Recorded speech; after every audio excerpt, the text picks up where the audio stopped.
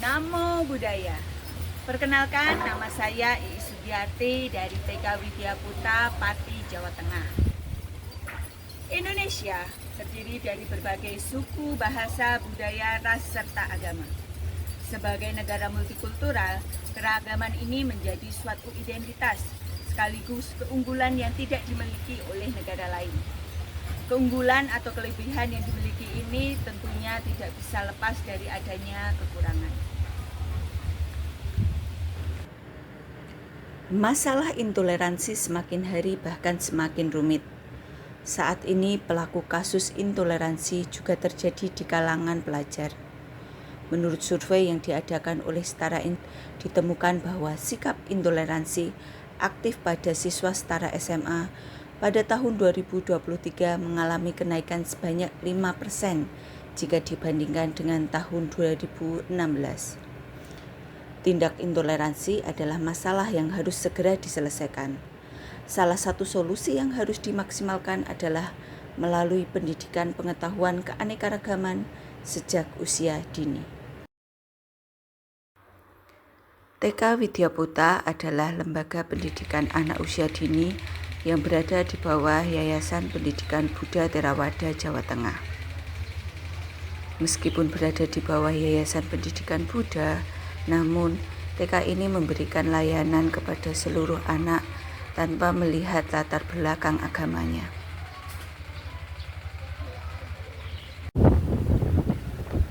Besarnya potensi TK Widya Putra dalam menanamkan toleransi sejak dini tidak luput dari adanya tantangan. Sebagai guru, tantangan pertama yang muncul adalah menyusun program dan media pembelajaran yang sesuai. Karena walau bagaimanapun, murid TK Widya Putra adalah anak usia dini yang bahkan belum sepenuhnya paham tentang konsep agama, apalagi perbedaan agama.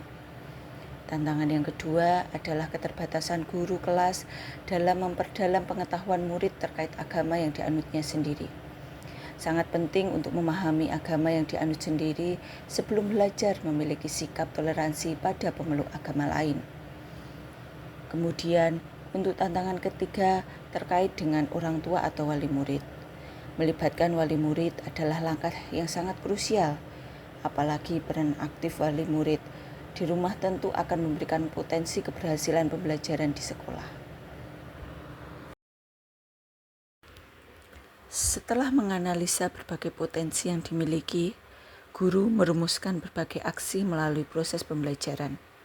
Aksi ini dijalankan secara berjenjang dan dikemas sedemikian rupa agar tidak melenceng dari prinsip pembelajaran mendalam, yaitu berkesadaran, bermakna, dan menggembirakan.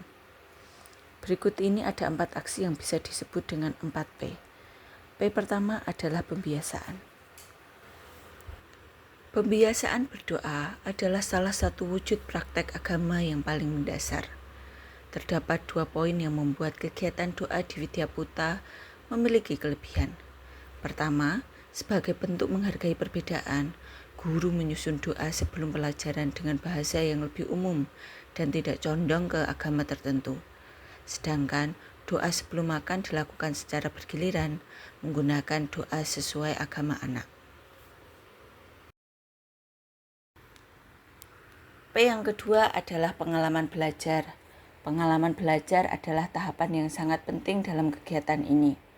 Guru memiliki tanggung jawab untuk menanamkan benih toleransi di setiap langkah pembelajaran. Diawali dengan memahami. Kegiatan memahami dirancang dengan kegiatan mendengarkan cerita, menonton video, dan memberikan penjelasan-penjelasan tentang macam-macam tempat ibadah, simbol-simbol agama, dan mendatangkan mitra atau pemuka agama. Pada kegiatan mengaplikasi, guru merancang pembelajaran yang mengkondisikan anak untuk berpartisipasi aktif dalam proses pembelajaran, seperti melakukan kunjungan ke tempat ibadah dan menggunakan berbagai ragam main untuk melakukan berbagai aktivitas. Untuk memperkuat pengetahuan anak tentang agama yang dianutnya, guru melakukan kolaborasi dengan guru agama, baik itu guru agama Buddha, Kristen, maupun Islam. Kegiatan pembelajaran agama dilaksanakan setiap hari Jumat. Dalam kegiatan pembelajaran agama, anak belajar tentang doa-doa pendek, lagu-lagu keagamaan, perilaku positif, dan cerita-cerita tentang nabi atau Tuhannya. P yang ketiga adalah pentas seni. Setiap akhir tahun ajaran, TK Widya Putra mengadakan pentas seni, di mana kegiatan ini dibuka dengan doa dari berbagai agama yang dilafalkan oleh anak-anak. Dan P yang keempat adalah parenting. Kegiatan parenting memiliki peran yang besar sebagai tindak lanjut dari pembelajaran yang diterima anak. Melalui kolaborasi dengan orang tua, anak dapat memahami nilai toleransi secara utuh dan berkelanjutan. Secara umum, praktek baik yang dilakukan memberikan dampak positif. Di antaranya, anak memiliki pengalaman berkunjung ke berbagai tempat ibadah, anak mengenal simbol-simbol keagamaan, anak tidak mempermasalahkan ketika mendengar teman yang lain mengucapkan salam, doa, dan melakukan kegiatan keagamaan, dan anak mampu menunjukkan perilaku saling menyayangi dan mengasihi tanpa melihat perbedaan yang ada.